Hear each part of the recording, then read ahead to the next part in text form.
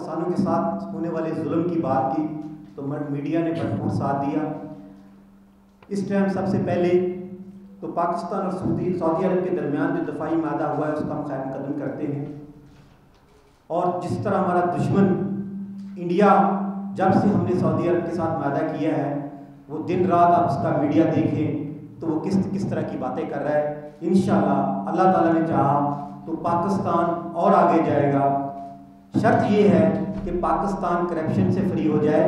दहशतगर्दी जो है उसके खिलाफ तो हमारे इंटेलिजेंस इदारे या आर्मी लड़ रही है, लेकिन जो हमारे घर में बैठे करप्ट सियासतदान और ये जो दहशतगर्दी है, जो पाकिस्तान के अदारों में बैठे बैरोक्रेट्स, जो लोग भी इसमें शामिल हैं, जिस तरह ये करप्शन कर रहे हैं, मैं कहता हूँ कि उस दहशतगर्दी को तो ऑपरेशन के जरिए कामयाबी हो जाती है गवर्नमेंट को, लेकिन ये जो अरसा दराज से करप्ट सियासतदान और बैरोक्रेट्स और ऐसे बैरोक्रेट्स, मैं ऐसे 2 डीसीज को जानता हूँ, आप यकीन करें कि मैं कहता हूँ कि 2 डिस्ट्रिक्ट ऐसे डिस्ट्रिक्ट थे कि वो जो ज़मीनें किसानों की थी, अनसेटल थी, वो डीसी जिसको चाहता था देता था और उसका आधा हिस्सा वो रखता था।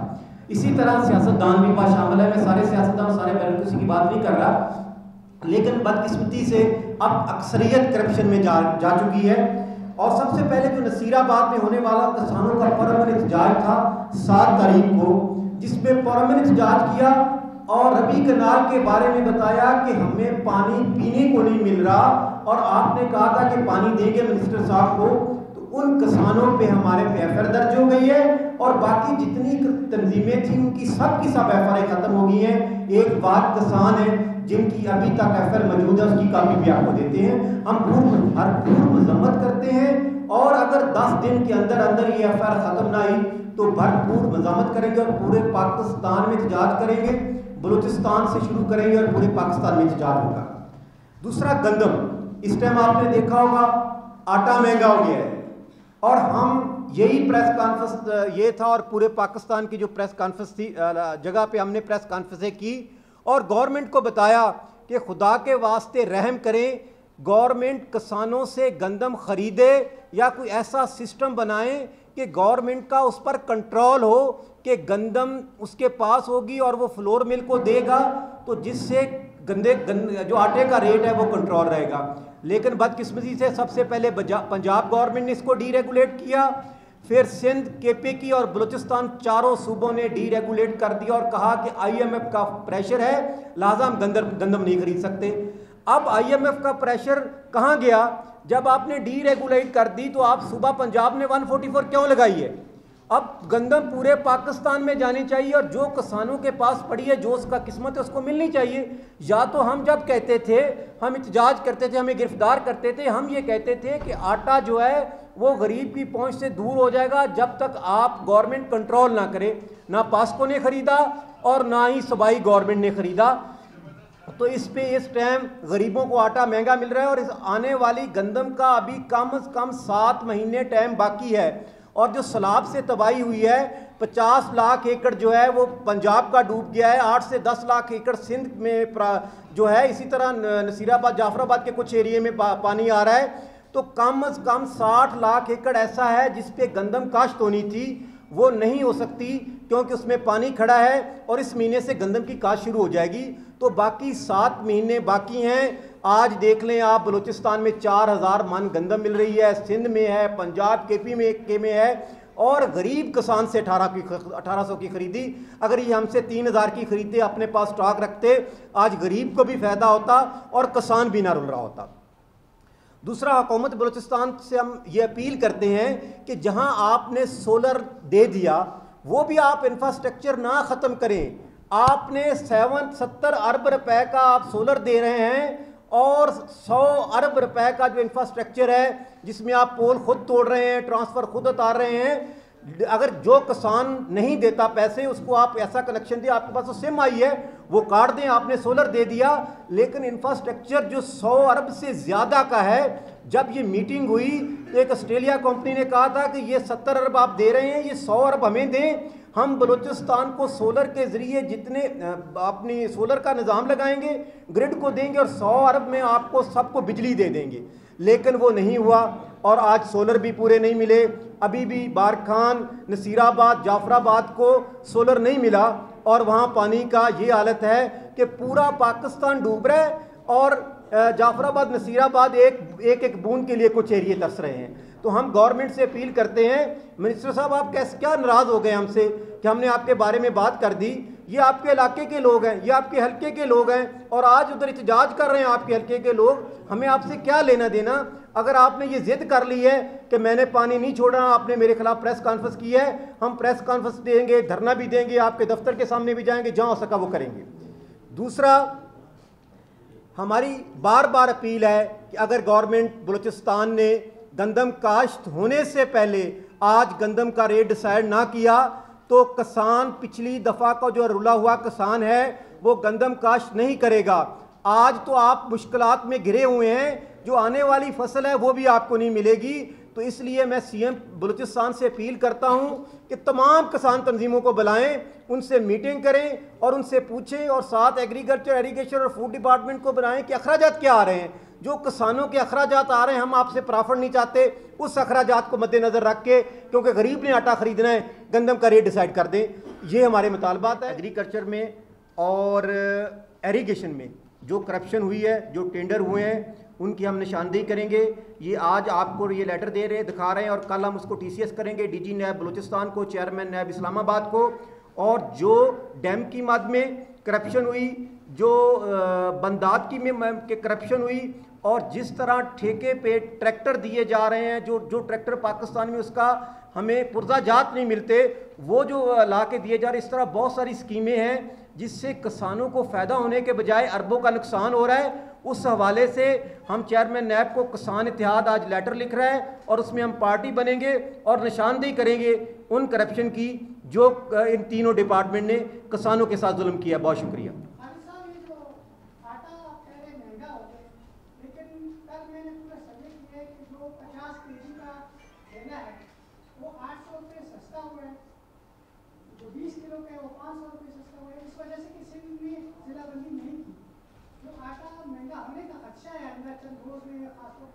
रमजान में माफिया तैयारी कर रहा है, वो पंजाब की जिलाबंदी की वजह से कर रहा है। जो जमींदारों के साथ भी वो माफिया मिला हुआ है।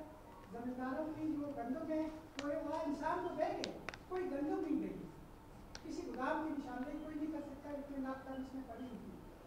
उस माफिया को खत्म करने के लिए आप क्या कर रहे हैं? क्योंकि जिलाबंदी का कानून सिंध से आ रही है, ट्रकों के ट्रक आ रहे हैं, पंजाब से आने लगे, बलूचिस्तान को आटा न मिले, इस तरह से नफरत की बुनियाद बन जाएगी। हम कहेंगे हमारी गैस आगे न जाए, हमारी फला चीज़ आगे न जाए, हमारा फल आगे न जाए।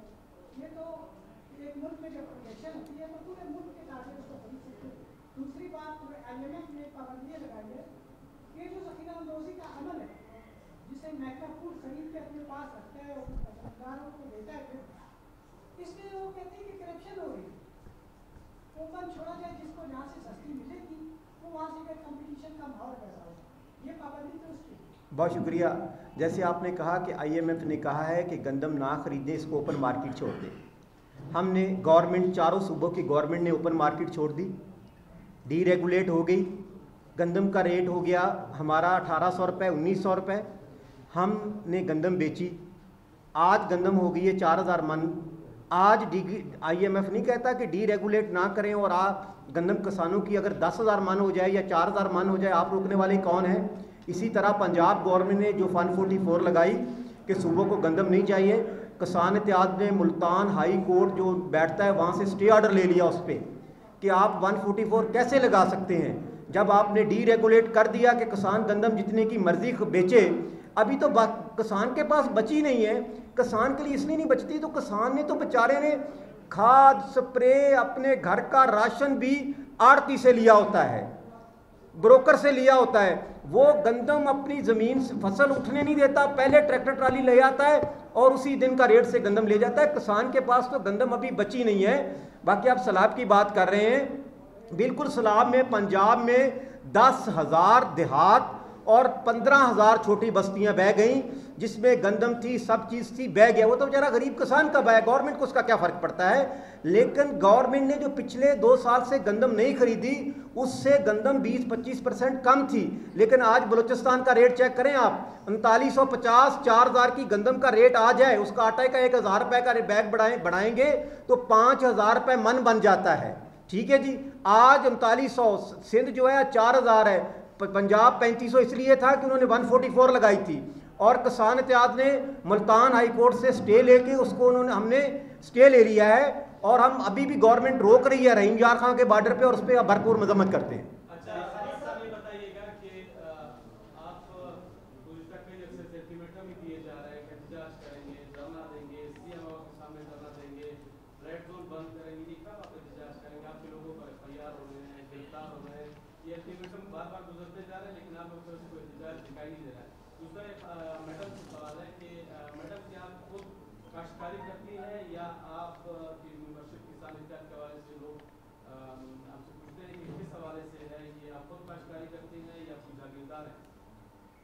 आपने कहा कि एहतजाज करते हैं, हमने आपके सामने प्रेस क्लब के सामने भूख हड़ताली कैंप लगाया, 144 लगी थी, हम इधर बैठे रहे, गवर्नमेंट से मुज़ाकरात हुए।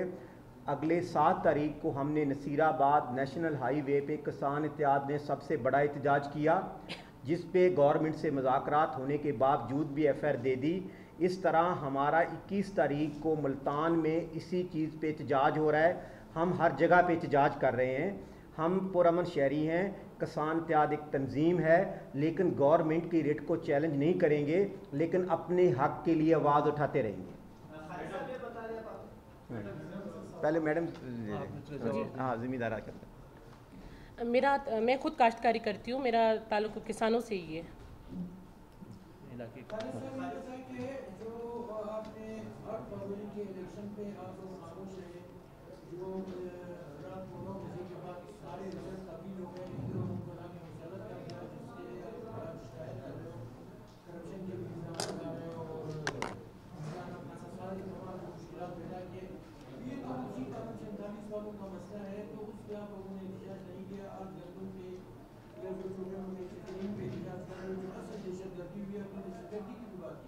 जिसने 25 करोड़ आम की हक को मारा और सारे पाकिस्तान को लूटा, उसके आप लोग खामोश थे। तो क्या 8 फरवरी के इलेक्शन के वक्त अगर आप एहतजाज करते, आज शायद मुश्किल ना हो।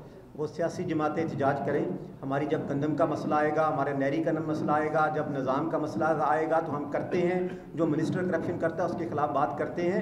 हम किसान इत्तेहाद अब इतना नहीं ताकत कि हम उनको चैलेंज करें, वो जो अपोजिशन वाली जमातें बैठी हैं वो चैलेंज कर रही हैं, बात कर रही हैं, हम भी बात कर रहे हैं। जो करप्शन कर रहा है, जो मिनिस्टर है, जो सेक्रेटरी है, जो ब्यूरोक्रेट है, आपके सामने सबसे ज़्यादा करप्शन बात हम कर रहे हैं। हम बल्कि DG चेयरमैन को लेटर लिख रहे हैं। तो हम हमारे साथ जो किसानों के साथ जो डिपार्टमेंट जुल्म कर रहा है उसके खिलाफ हम ज़रूर आवाज़ उठाते रहेंगे।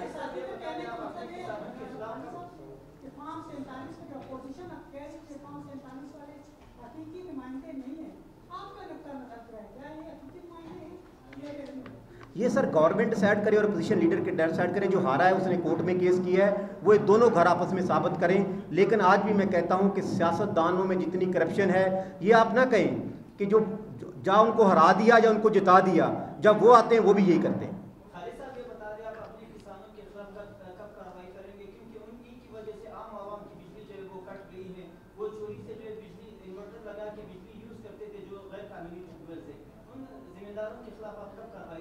बहुत शुक्रिया। देखें, गवर्नमेंट का ये था कि गवर्नमेंट कहती थी कि किसान बिजली का बिल नहीं देता। हमने गवर्नमेंट से, फेडरल गवर्नमेंट से हमने मुज़ाकरात किए, ज़मींदार एक्शन कमेटी सारी जमातों ने मुज़ाकरात किए कि आप बराए मेहरबानी हमें सोलर दे दें, हमसे कनेक्शन काट लें अगर हम चोरी करते हैं। तो हम ज़मींदार कनेक्शन नहीं है हमारे पास। कनेक्शन जिसका गांव है उसका कनेक्शन है, वो बिजली का बिल दे या करे। अब हमारे पास तो सिस्टम ही नहीं रह गया। अब वो करप्शन वाली कहानी ख़त्म हो गई है। बल्कि हम ये आपके हक में आवाज़ उठा रहे हैं कि आपने हमारा तो सोलर काट दिया, लेकिन खुदा के वास वहाँ से खंबा ना उतारे, वहाँ से ट्रांसफार्मर ना उतारें, जो गाँव को बिजली मिल रही है वो मुतासर ना हो।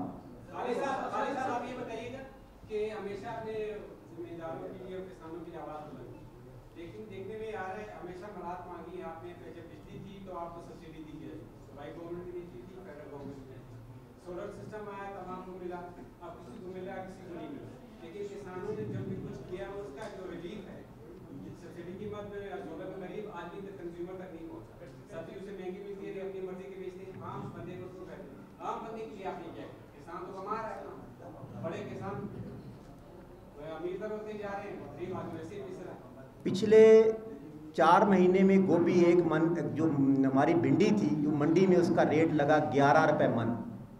बंद गोभी खरीदी नहीं, किसी ने बाहर फेंक दी।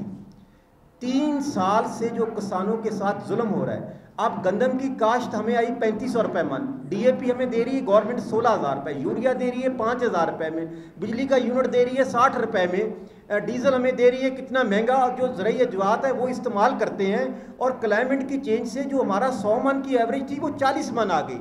अल्लाह गवाह है कि किसानों के गाँव में जाएँ, उन गरीबों का हाल देखें, उनकी इतनी माली मुश्किलात हैं कि 3 साल से वो, पहले आपको पता है कभी बारिश आ जाती है, अब जैसे कॉटन तैयार हो जाती है, बारिश आ जाती है, ख़राब हो जाती है। क्लाइमेट था, हमने चावल राइस काश्त किया, वो 125 मन जो आता था एवरेज, वो 25 मन आ गया।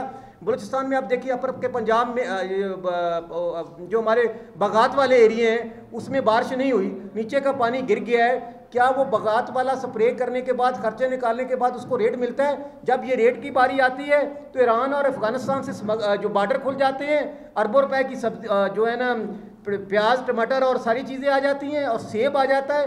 जो गरीब बलूचिस्तान का किसान है उसने महंगी बिजली महंगी खाद बेच के वो काश्त किया होता है, उसकी तो काश्त ही नहीं पूरी होती और आराम से चीज़ें आ जाती हैं।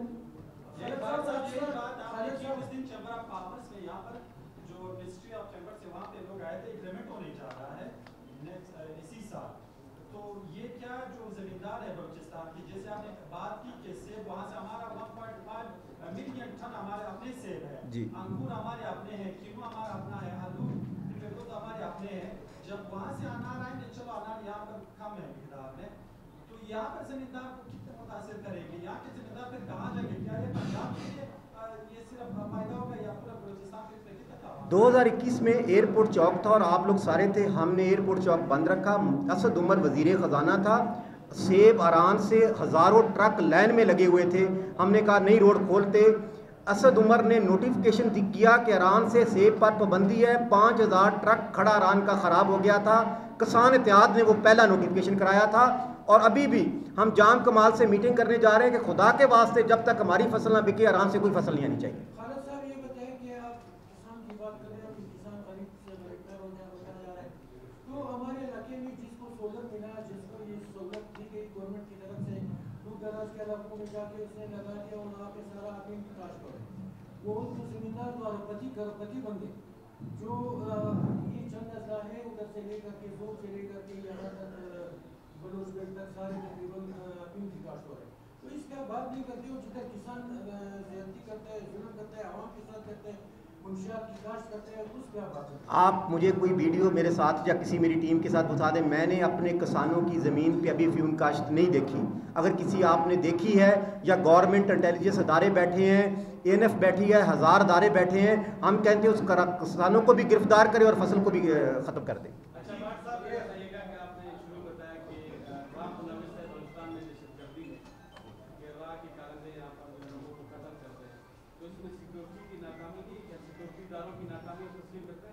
देखिए, मैं इस बात में मैंने ये लफ्ज़ नहीं कहा, लेकिन मैं 100% कहता हूँ कि ईरान शामिल है, बल्कि इसराइल भी शामिल है। और पूरी दुनिया में आप देखें कि इसराइल को सारी दुनिया सपोर्ट करती है। पाकिस्तान वाद मुल्क है जो माशी तौर पे भी कमज़ोर है, जिसको दुश्मन भी चारों तरफ से घेरे बैठे हैं, लेकिन पाकिस्तान का जो आर्मी चीफ या प्राइम मिनिस्टर जो भी होता है, ये नहीं, वो आज तक गुर्बत में भी मुश्किलात में भी घिरा हुआ है, लेकिन इसराइल के ख़िलाफ़ खड़ा हुआ है। सुनिए एक सर, इंडिया कितनी बड़ी ताकत थी। इंडिया ने हमारे पे हमला किया, हमने उसको कैसा जवाब दिया कि पूरी इंटरनेशनल मीडिया और दुनिया कहती है कि वो पाँच दफ़ा हमारी से ज़्यादा ताकत थी, तो हमने उसको हराया। और इसराइल के ख़िलाफ़ सबसे पहले कतर में हम गए और कतर में और इसराइल को बताया कि हम आपके साथ, और पूरी उम्मत मुसलमान को इकट्ठा करने में पाकिस्तान अपना किरदार अदा कर रहा है। क्या इसराइल और इंडिया हमारे खिलाफ हमें फूलों के हार बनाएगा? वो हमारे मुल्क में दहशतगर्दी, वो सिंध है, बलूचिस्तान है, पंजाब में वो दहशतगर्दी नहीं कराएगा। तो हम उस दहशतगर्दी की भरपूर मजम्मत करते हैं और अल्लाह के हुक्म से देखिए, आप कहते हैं कि जहाँ भी होता है दहशतगर्दी होती है। अमेरिका में वो चार्ली को मार दिया, उधर बैठे हुए पूरे, तो उसमें दहशतगर्दी नहीं हुई। तो इस तरह दहशतगर्द जो है ना वो करते रहते हैं, लेकिन अल्लाह के हुक्म से हमारे मुल्क के जो अदारे हैं, ये इंटेलिजेंस अदारे हैं, जो हमारा मुल्क का वज़ीर आज़म मैं सेम पंजाब के ख़िलाफ़ रोज़ प्रेस कॉन्फ्रेंस करता हूँ। मैं प्राइम मिनिस्टर को ये कहता हूँ कि आपने बिजली का बिल माफ़ किया, किसानों के लिए कोई रिलीफ नहीं है, आप हमारी फसलों के रेट देते। लेकिन हमें सब मुल्क इस मुल्क की सलामती के लिए बात करनी पड़ेगी, और उसमें कोई भी करप्शन करे, वो ख्वाह इंटेलिजेंस अफसर हो, वो ख्वाह फौज का अफसर हो, वो DC हो, वो सियासतदान हो, हम भरपूर उसकी मुखालफत करेंगे।